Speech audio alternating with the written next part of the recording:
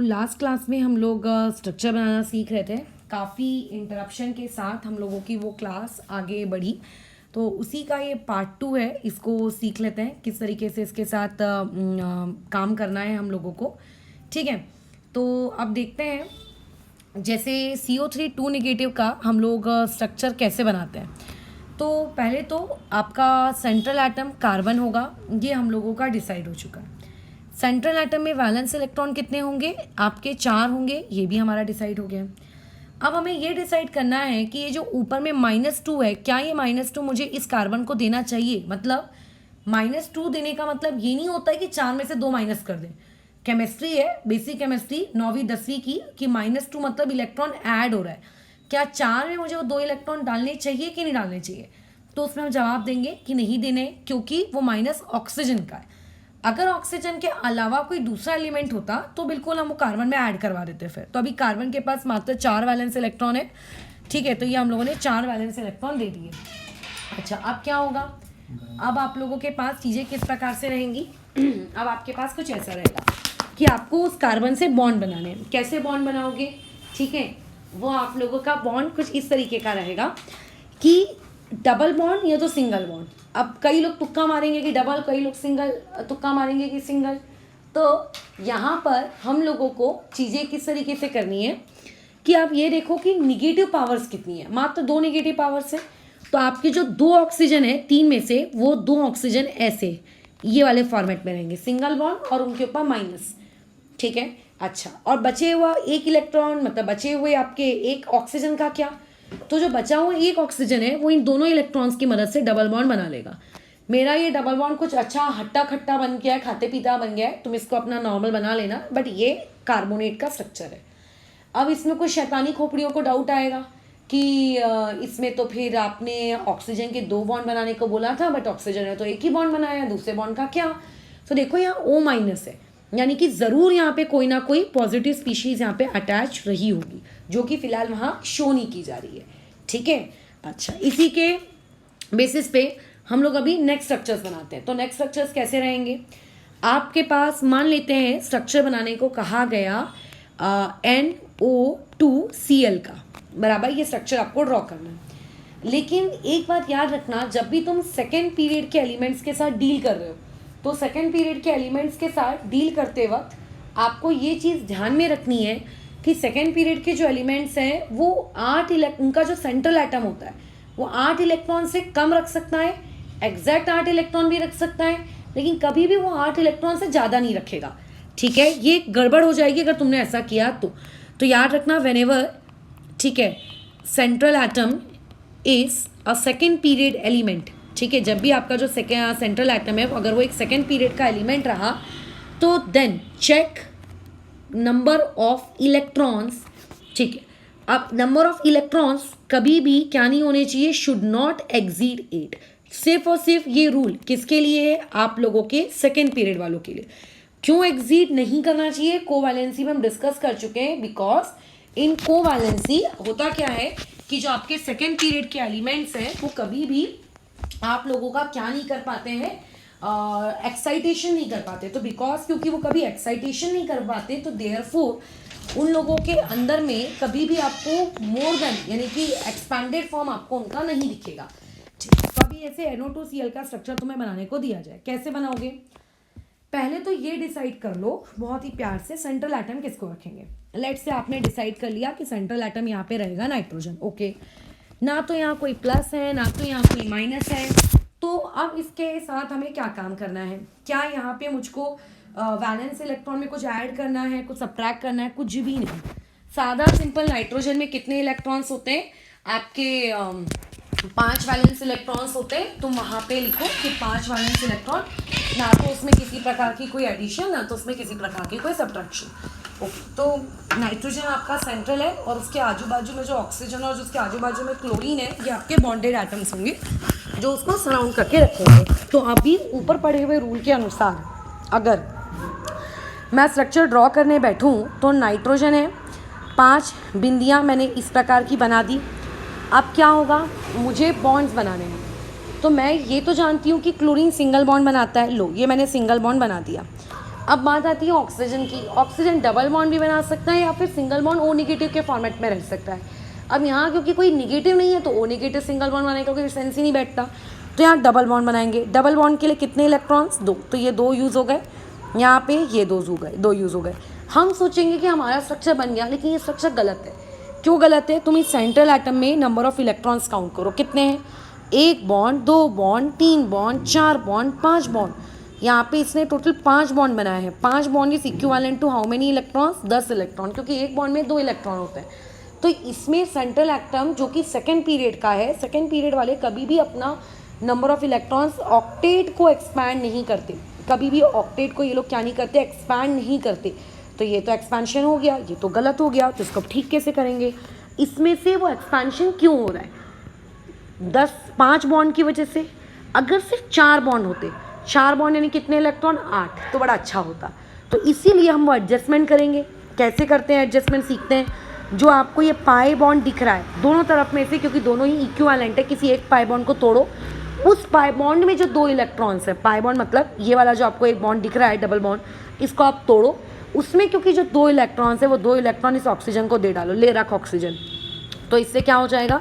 आपका नाइट्रोजन ऊपर क्लोरीन से जुड़ा है, इस तरफ से डबल बॉन्ड ओ से जुड़ा है, इस तरफ से सिर्फ सिंगल बॉन्ड ओ से जुड़ा है, और क्योंकि वो दोनों के दोनों शेयर्ड इलेक्ट्रॉन्स कंप्लीटली नाइट्रोजन को छोड़कर किसके पास चलेगा? ऑक्सीजन पे चलेगा। सो देयरफॉर वहाँ पे ऑक्सीजन पे एक नेगेटिव डाल देना। ठीक है, स्ट्रक्चर में कोई नेगेटिव चार्ज था नहीं, बट फिर भी हमने नेगेटिव डाला। क्यों? ताकि सेकेंड पीरियड के एलिमेंट के ऑक्टेट वाला नियम सेटिस्फाई हो सके। ठीक है, वैसे ही और क्वेश्चंस बनाते हैं।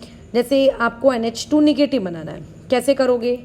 तो यहाँ पे नाइट्रोजन के पास वैलेंस इलेक्ट्रॉन्स की संख्या कितनी होती है? 5। अभी क्या वो -1 में जो 1 इलेक्ट्रॉन है वो मुझे यहाँ ऐड करना चाहिए? क्या करेंगे? क्योंकि कोई ऑक्सीजन है नहीं। अगर ऑक्सीजन होता तो नहीं करते। तो टोटल इलेक्ट्रॉन्स कितने हो गए? 6। सेंट्रल एटम में हम लोग रखेंगे नाइट्रोजन को, ये हमने रख दिया। ठीक है, अब बचते हैं उसके आजू बाजू बिंदियाँ। तो ये बिंदियाँ मैंने बना दी 1 2 3 4 5 6। सिर्फ 2 हाइड्रोजन जोड़ने हैं मुझको। टोटल पोजीशन 6 हैं, बट क्या करें, जोड़ने तो 2 ही हैं। हाइड्रोजन डबल बॉन्ड बनाता है क्या? नहीं, सिंगल बनाता है। ये पहला हाइड्रोजन, ये दूसरा हाइड्रोजन। अब ये जो बच गए, ये जो 2 बच गए, ये क्या है? ये लोन पेयर नंबर 1। ये जो 2 बच गए, this is what? This is lone pair number 2। तो यानी कि ये स्ट्रक्चर कैसा है? ये ऐसा है, नाइट्रोजन, इधर हाइड्रोजन और इधर पे ये 2 बिंदियाँ, ये ऐसा है ये स्ट्रक्चर। बाद में ये स्ट्रक्चर मैंने ऐसा क्यों बनाया, जब हम VBT पढ़ेंगे तब समझेंगे, बट अभी तो हमें सिर्फ एक रफ स्केच बनाना सीखना है। ठीक है, जो हम लोगों ने देख लिया। नेक्स्ट में तुमसे किसी ने अमोनिया का स्ट्रक्चर बनाने को कहा, तो क्या होगा? नाइट्रोजन के पास वैलेंस इलेक्ट्रॉन 5 है, ना तो कोई इलेक्ट्रॉन देंगे ना तो कोई इलेक्ट्रॉन लेंगे, क्योंकि ना तो कोई माइनस है ना तो कोई प्लस है। तो नाइट्रोजन, उसके आजू बाजू में ऐसी 5 बिंदियाँ ड्रॉ कर दी। अच्छा, अब बचते 3 हाइड्रोजन। ये हो गया पहला हाइड्रोजन, ये हो गया दूसरा हाइड्रोजन, ये हो गया तीसरा हाइड्रोजन, और ये ऊपर में जो 2 बच गए, ये 2 लोगों को हम क्या कहेंगे? Loan pair. तो यानी कि ये स्ट्रक्चर कैसा दिखता है प्रॉपर तरीके से? अगर मैं इसको लिखूँ तो ये स्ट्रक्चर कुछ इस प्रकार से दिखेगा। तो लोन पेयर का पता लग पाना बहुत इंपॉर्टेंट है।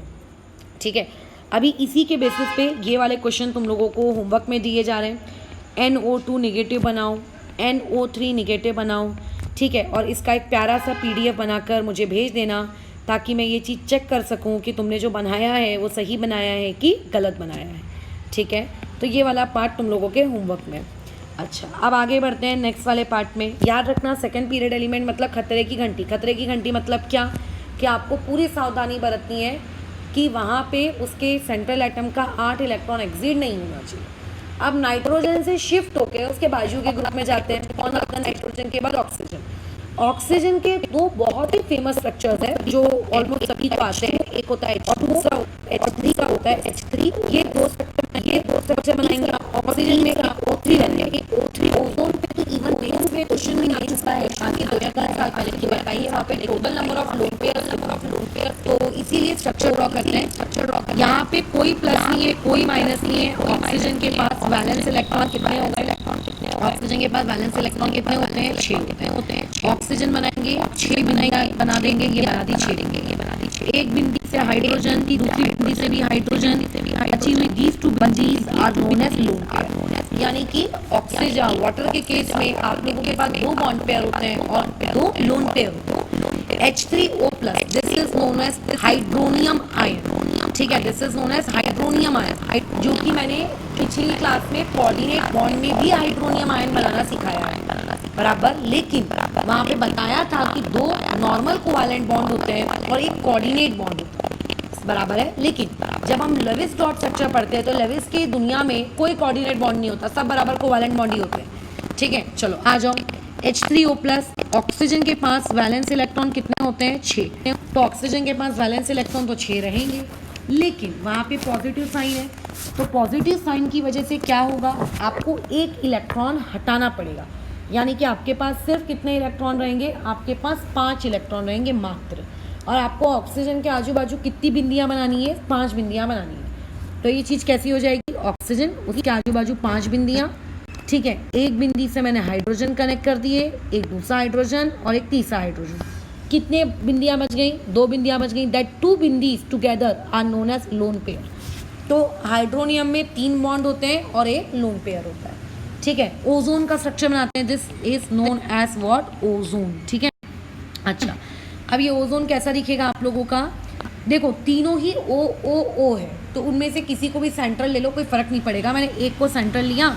अच्छा, ऑक्सीजन के आजू बाजू कितने वैलेंस इलेक्ट्रॉन? 6 बिंदियाँ बना दी मैंने। अब उन 6 बिंदियों से मुझे बचे हुए 2 ऑक्सीजन कनेक्ट करने हैं, ठीक है। तो डबल बॉन्ड में कनेक्ट करूँ कि सिंगल बॉन्ड में? जब निगेटिव होता है तो ही सिंगल बॉन्ड O नेगेटिव करना, अगर निगेटिव चार्ज नहीं है तो डबल बॉन्ड से ही करना। ये लो, डबल बॉन्ड से इधर, डबल बॉन्ड से इधर। तो क्या मेरा ओजोन का स्ट्रक्चर बन गया? चेक करो, सेंट्रल एटम, क्योंकि सेकेंड पीरियड का है, इसका ऑक्टेट ही होना चाहिए। ऑक्टेट से कम होगा तो भी चल जाएगा, लेकिन ऑक्टेट से ज़्यादा ये कभी नहीं होना चाहिए, याद रखोगे इस बात को। तो ऐसे केस में अभी इसके पास कितने बॉन्ड्स हैं? इसके पास बॉन्ड्स तो 4 ही हैं, 1 bond, 2 bond, 3 bond, 4 bond. 4 bond बराबर मतलब कितने इलेक्ट्रॉन? 8 इलेक्ट्रॉन। लेकिन इसके पास एक लोन पेयर भी तो है, इसको भी काउंट करेंगे। एक लोन पेयर मतलब कितने इलेक्ट्रॉन? 2 इलेक्ट्रॉन। तो सेंट्रल एटम के पास ओवरऑल कितने इलेक्ट्रॉन्स आ चुके हैं? 10 आ चुके हैं। सेकेंड पीरियड वाला कभी भी ऑक्टेट को क्रॉस नहीं करता, यानी कि उसके पास 10 इलेक्ट्रॉन होना है, गलत बात। तो इस गलत चीज़ को हम सही कैसे करेंगे? कोई भी एक ये पाई बॉन्ड तोड़ दो। मैं पाई वर्ड क्यों यूज़ कर रही हूँ तो मैं अभी वीबीटी में समझ में आएगी वो चीज़ आगे। तो ये पाई बॉन्ड तोड़ के आगे शिफ्ट कर दो, तो आगे शिफ्ट करने से क्या हो जाएगा? ओजोन का स्ट्रक्चर O, इधर से डबल बॉन्ड O, इसके ऊपर की बिंदी वैसे के वैसी, डबल बॉन्ड कन्वर्ट हो गया सिंगल में, और O के ऊपर कौन सा चार्ज आ गया? निगेटिव, ठीक है। O पे कौन सा चार्ज आ गया? निगेटिव, बराबर। O पे कौन सा चार्ज आ चुका है? निगेटिव चार्ज आ चुका है। अब ये निगेटिव चार्ज यहाँ क्यों आया है? वो इसीलिए आया है क्योंकि हमने एक इलेक्ट्रॉन किसकी तरह शिफ्ट कर दिया है? तुम लोगों के उधर ऑक्सीजन की तरह शिफ्ट किया है। लेकिन ऑक्सीजन तो सिर्फ 2 ही बॉन्ड बनाता है, यहाँ तो इस ऑक्सीजन ने 3 बॉन्ड बना लिए, और ऑक्सीजन 2 लोन पेयर रखता है। इसके पास यहाँ से अगर इसकी नज़र से देखो तो इसका तो एक लोन पेयर का लॉस हो गया है ना बेचारे का, तो देयरफॉर इसके ऊपर कौन सा चार्ज आएगा? पॉजिटिव, क्योंकि जितने उसके पास होने चाहिए अगर उससे उसके पास कम है तो आपको पॉजिटिव देना है, और जितने उसके पास होने चाहिए और अगर उससे उसके पास ज़्यादा है तो आपको क्या देना है? निगेटिव देना है, ठीक है। हम ओजोन का स्ट्रक्चर आगे फिर से बनाना सीखेंगे जब मैं तुम्हें सेकेंड मैथड सिखाऊंगी। अब इसी के बेसिस पर तुम AlCl3 बना लो। याद रखना, ऑक्टेट इनकम्प्लीट होगा चलेगा सेंट्रल एटम का अगर वो ग्रुप 2 का है तो, लेकिन कभी भी वो एक्सपैंडेड नहीं होना चाहिए अगर वो पीरियड नंबर 2 का है तो, ठीक है। अच्छा, AlCl4 निगेटिव बना लो। अच्छा, उसके बाद यहाँ पे SiF4 बना लो, सिलिकॉन। अच्छा, अब एक मैं बना के दिखाती हूँ, SiF6 2 निगेटिव। सिलिकॉन कार्बन के ग्रुप का है, इसके पास वैलेंस इलेक्ट्रॉन 4 होंगे, कोई ऑक्सीजन यहाँ पे नहीं है, तो इसलिए दोनों के दोनों इलेक्ट्रॉन्स, ये जो पावर में 2 निगेटिव है, ये यहाँ पे ऐड हो जाएगी, यानी कि टोटल वैलेंस इलेक्ट्रॉन कितने हो गए? 6। सिलिकॉन के आजू बाजू मैंने कितनी बिंदियाँ बना दी? 6। हर बिंदी से मुझे किसको जोड़ना है? फ्लोरीन को जोड़ना है। ये मैंने फ्लोरीन को जोड़ दिया। अब मैं वो जो माइनस चार्ज है वो माइनस चार्ज में किस पे दूँ? सिलिकॉन पे दूँ कि फ्लोरीन पे दूँ? पहला डाउट। तो वो हम लोग कभी भी फ्लोरीन पे नहीं देंगे, ऑक्सीजन पे दे सकते हैं, फ्लोरीन पे नहीं देंगे। वो किस पे आएगा? सेंट्रल एटम पे आएगा, यहाँ -2, ये ऐसे, ठीक है। अच्छा, अब इसी के बेसिस पे तुम लोग ये बना लेना, SiO4 4 निगेटिव, फिर ये बना लेना फॉस्फेट PO4 3 निगेटिव, बनाकर PDF बनाकर मुझे सेंड करोगे ताकि उस चीज़ को मैं चेक कर सकूँ कि जो तुमने स्ट्रक्चर बनाया है वो सही है कि नहीं। इनफाइनाइट स्ट्रक्चर्स है, सारे स्ट्रक्चर्स के तो एग्जाम्पल मैं यहाँ ले नहीं सकती, ठीक है। जैसे POCl3 है, इसको बनाते हैं तो फॉस्फोरस को नाइट्रोजन के नीचे आता है, तो इसके पास में भी वैलेंस इलेक्ट्रॉन कितने होंगे? 5। 10th में पढ़ा होगा ना कि इना group valence electron remain same, right. तो इसके पास ही 5, कोई पॉजिटिव कोई नेगेटिव नहीं। फॉस्फोरस के आजू बाजू मैंने ऐसी 5 बिंदियाँ बना दी। 3 क्लोरीन है, हर क्लोरीन सिंगल बॉन्ड से जुड़ जाएगा, ये जोड़ दिया। बचा हुआ जो 2 बिंदी है और बचा हुआ ऑक्सीजन है, क्योंकि कोई नेगेटिव नहीं है तो इसीलिए सिंगल बॉन्ड O नेगेटिव तो दे नहीं सकते, वो दोनों बिंदियों की मदद से डबल बॉन्ड O बन जाएगा। अब यहाँ पे चेक करो, कई लोग यहाँ चेक करेंगे, उनकी सेंटीमेंट्स हर्ट हो जाएंगे कि अरे मैडम यहाँ तो ऑक्टेट एक्सपैंड हो गया, 10 इलेक्ट्रॉन हो गया है, ठीक है। अच्छा, अब ऐसे केस में क्या हो जाएगा? ये 10 इलेक्ट्रॉन हो गए, तो ये इसको हटाओ। तो याद रखो ये थर्ड पीरियड का है, थर्ड पीरियड वाले 10, 12, 14 यानी कि अपना ऑक्टेट एक्सपैंड कर सकते हैं। आपको उससे फॉस्फोरस से खुन्नस नहीं खानी है कि चलो ये दोनों इलेक्ट्रॉन उठा के यहाँ शिफ्ट कर देते हैं, ऐसा कुछ नहीं करोगे। क्यों? क्योंकि ये थर्ड पीरियड का एलिमेंट है। ये वाला जो ट्रिक है, या कि वो ऑक्सीजन शिफ्ट कर दो, इलेक्ट्रॉन शिफ्ट कर दो ऑक्सीजन के या किसी और एलिमेंट की तरफ, ये तभी करना है जब आप लोगों के पास कैसा एलिमेंट हो? एक पीरियड नंबर 2 का एलिमेंट हो, ठीक है।